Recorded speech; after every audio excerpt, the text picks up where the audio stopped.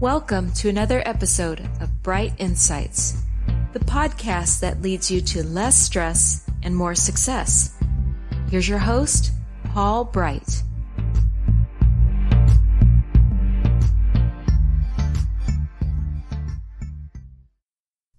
Ladies and gentlemen, welcome to another episode of Bright Insights. I am your host, Paul Bright. This episode, V is for vision, the bottom line up front. Do not forget to create a vision for yourself. Do not forget to create a vision for yourself. Last season, which seems like it was about 8 years ago, but really I think it was 2, I did a message on how to come up with a vision and how to communicate it to your organization. Because sometimes when you come in as a new leader, or you decide you're going to start up something and employ people and have followers and subordinates, it can be hard to come up with a vision. And when you do come up with one that's pretty clear and concise, it gives everybody a sense of direction as to where they're going. Even if they think they can go different ways or they have different skill sets and techniques, at least if there's a clear and concise vision, any obstacle that gets in the way is something that seems to be easier to get over because you know where you're going. Well, again, that was last season. And this season we've come up to the V episode, and I still want to talk about vision, but I want to talk about it in a different way. I want to talk about creating a vision for yourself. You see, I do a lot of episodes for leadership, obviously. This is what this whole podcast is about. This is what Bright Insights Media as a whole is about helping you new leaders learn, grow your skills with less stress and more success. And you can do that by looking within yourself and finding the things that you are really good at and empowering and leveraging all those skills. And I go down two paths. You need to learn how to build self-confidence and you need self-care. Well, it's easier to do that and talk to that with people who are already leading organizations. But the thing is, this is something that I forget. And that's that just because you're leading in an organization doesn't mean you want to be at the top of that organization. It doesn't mean that that's the team for you. Maybe you've never thought of that being as your team. You're just there. You were the next person up. You took over the family business. You did something like that. And now you're leading and you're doing okay. Maybe you're doing great, but is this for you? Is this the vision for you? It may not be there. And let's be honest, there are probably some of you listening right now that are thinking that, like, this isn't what I plan to do for the rest of my life. This isn't what I plan to do to contribute to society or improve myself, which would therefore create a legacy. So if that is the case, then this episode is definitely for you because you still have to create a vision, just one that is tailored to what your needs are. And in the long run, it will benefit you, yet in turn it will benefit everyone else. And I'll explain that in a little bit. And we're going to talk about this. And I'm going to give you a few tips, a few directions, a few things to explore that will help you create your own vision. The first thing you need to do is learn from your current leadership.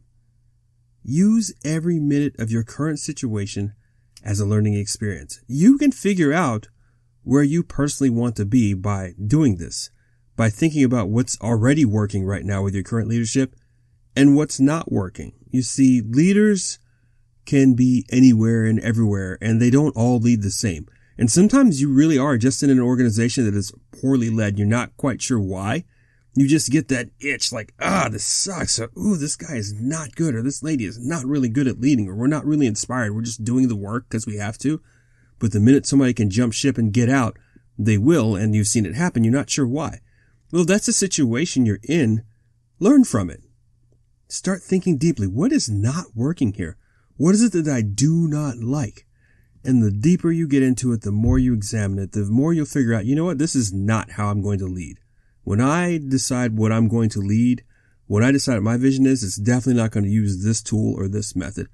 Or you might find that as you dig deeper and deeper and deeper, you understand why your leaders are leading in that direction. You understand why the position that you took over, that leader that was there before, was actually doing the right thing. It just wasn't fitting somebody else's bigger vision. You can get to understand those things just like for those of you who are now parents. Did you ever have that moment where you're like 9 or 10 years old and your parents have some sort of rules and guidelines and you're like, you know what, when I grow up, I'm not going to let my kids be like that, or I'm going to let my kids do whatever they want, or I'm going to let them stay the night anywhere they want because you don't like how the way things are. But as you get older and you have that first kid, or you're anticipating your first child, or that child reaches that age where you started making those decisions, you may find yourself revisiting going, you know what? Maybe mom and dad were right not to let me go to this person's house. Or maybe mom and dad were right that maybe I should come in before the street lights come on. You may start questioning those things, or you may look back and go, well, my parents sucked at that moment. It happens. Let's be real. It happens. Regardless, wherever you are, learn from your leadership. Take the time to examine how you are being led. Or if you're taking over leadership, take time to examine how the person you took over was leading. Just think about it. Take those moments. That's one way that's going to help you create your vision as who you are going to be as a leader. The next thing you can do is start educating yourself daily. Educate yourself daily in your current position or where it is that you want to be. Educate yourself. Like my great friend Bill DeMarco has said in past episodes, things he says on his website, you're in permanent beta. This means you're always learning. If you're any kind of leader, you are always learning. And if you're just now becoming a leader and just now coming into your vision, you should strive to learn something every day. Take a minute to see what you did that worked. Take a minute to see what somebody else that was leading did what worked. Take those moments and start building them into your own leadership process. It will help you, I promise. I was in a job at one point where I had anticipated being there for 4 years because that's how long it was going to take for me to finish grad school. And it was a job that I could do. It was not necessarily a leadership position as it was, but it paid the bills. It had a really good schedule. I was contributing to society. It was more of a desk job. It was pretty much 8 to 5. You did the same thing a lot over and over and over again. It held a lot of value in terms of the role, but it wasn't something that was like, I thought this is going to build my leadership skills when I go work into mental health. And I was only supposed to be there 4 years, but I ended up being there 7 because of economic downturns, just opportunities that didn't come up that were supposed to come up. A lot of things changed. Regardless, I was there. And I think had I been in my early 20s, I would have been mad, like, this sucks, I'm stuck here or whatever. But I started looking around and noticing that the person who was supervising me was really, really good. And there were things that she was making happen behind the scenes and sometimes up front, and the way she communicated. There were pieces that I was like, you know what? She's really good at this. And not just because she knows her job, but she knows how to get done what needs to get done. She would study other people's systems. Any organization that was influencing her organization or our organization, she found out what guidelines they were supposed to go by because she knew that the patterns of leadership in that entire arena were not good. And so by understanding how things were supposed to go versus what was actually happening and not attaching it to the people, but the rules and regulations, she got a lot more things done. And she communicated in a way that was very tactful, very clean, very direct, and it held people accountable. And it was amazing. I was like, I need to take that. Whatever it is, I need to take that. I need to study more on that type of leadership. And that's what I did. I started studying more on that type of leadership that she was doing. I started studying it when I started pursuing my organizational leadership degree. And I swear to you, I picked up a lot of information and skills, and I've been applying that to every team that I've been in charge of since then. Whether it's a team at church, whether it's a team at my current job, or it was a team at my past job since then, I applied it. So I combined the first two things where I said, look at the leadership you're in and constantly educate yourself on where you want to go and what you want to strive to become with your vision.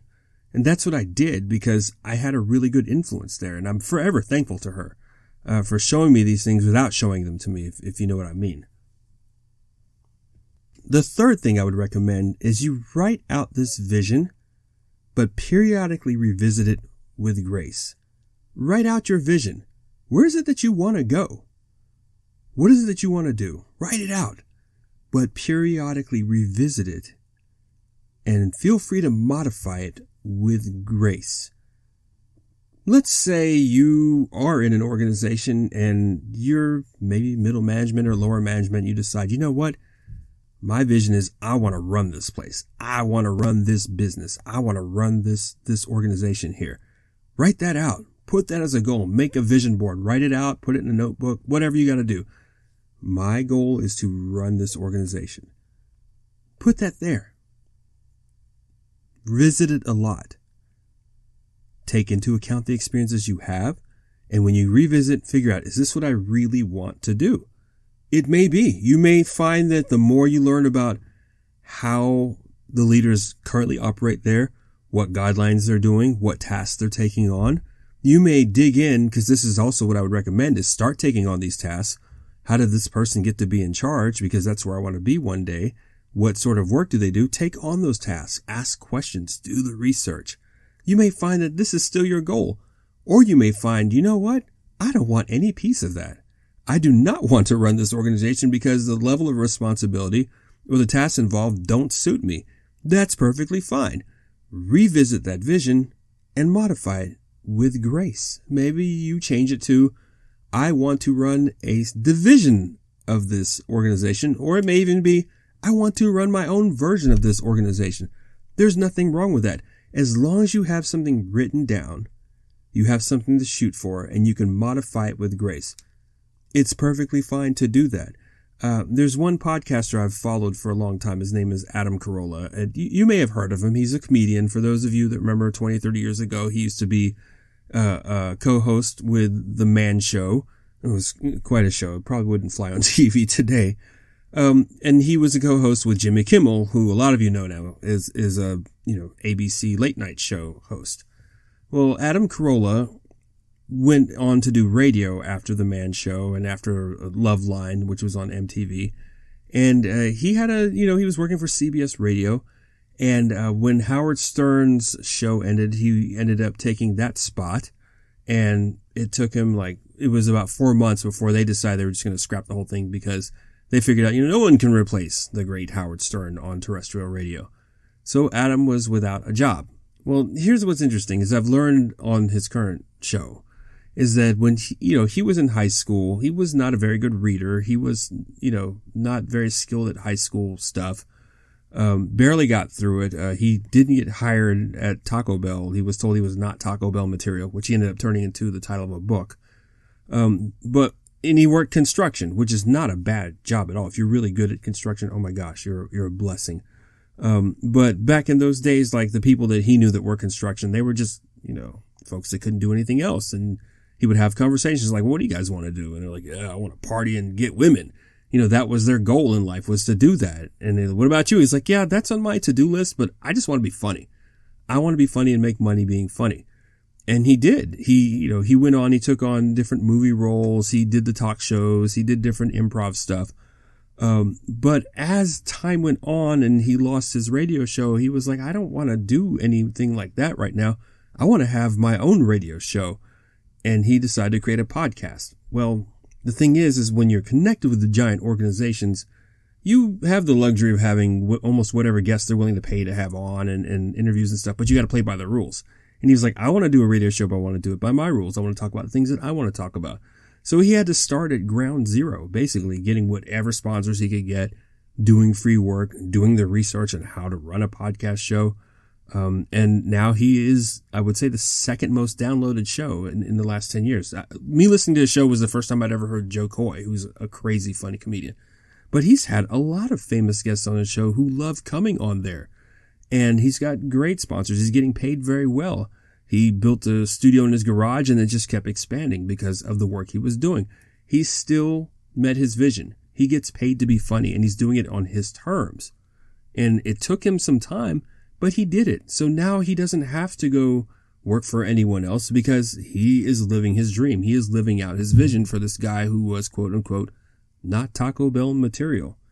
And that's not a bad thing because he stuck to his vision. What he says he knows that he has is a motor. It's like it doesn't matter what it is you're doing, where you're at in life, whatever obstacles throw at you. When you have a motor, when you just have that drive to just keep going and keep striving, you eventually get to where you want to be. And that is, to me, is an amazing thing. So I will leave you with this last point, which is make sure that whatever vision you have is your vision for you. Make sure whatever vision you have is your vision for you. You will eventually serve people. You're probably serving people now with your leadership skills. You will go on to do a lot of great things for other people. You probably are doing that right now. But you're doing this, you're making these positive impacts and will make future positive impacts because of you. Not because of your role, but because of who you are. And making a vision for you is making a vision that's going to help you lead to the best version of you. You know, and I hate to be this pointed sometimes, because there's some people that were like, you know, I want all this success because I want to prove to somebody in my family that I can do it. I want to prove to my mom and dad that I could be successful. I want to prove to this is my goal. You know what? You will never, ever, ever, ever, ever 100% meet somebody else's goals because you only know what they're telling you and a piece of what they're showing you. You don't necessarily know what they have going on inside of them and why they pushed you to meet their goals. But you have a better chance of meeting your own personal goals when your vision is made for yourself. And people who truly love you and truly care about you want you to be the best version of you, not your role. They appreciate your role, but they want you to be the best version of you. Make sure that vision in that sense is for you, not anyone else but you. This type of selfishness, this point here, where you're like, you know what, I'm going to be the best version of me this way, actually helps everyone else besides yourself. That's the best you can do. If you have kids and your neighbor says, I wish your kid became a pro baseball player, and they don't have those skills, you wouldn't go and say, you better be a good baseball player because neighbor Bob thinks you should be one. You wouldn't do that. So don't do that to yourself. Be the best version of you by making sure that the vision that you're making for yourself is about you. And when you can be the best version of you, you will have far less stress and more success in everything that you lead. Until next time.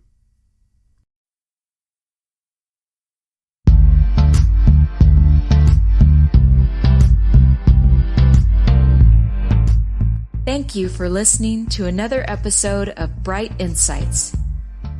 For more information on how to have less stress and more success, visit brightinsightsmedia.com.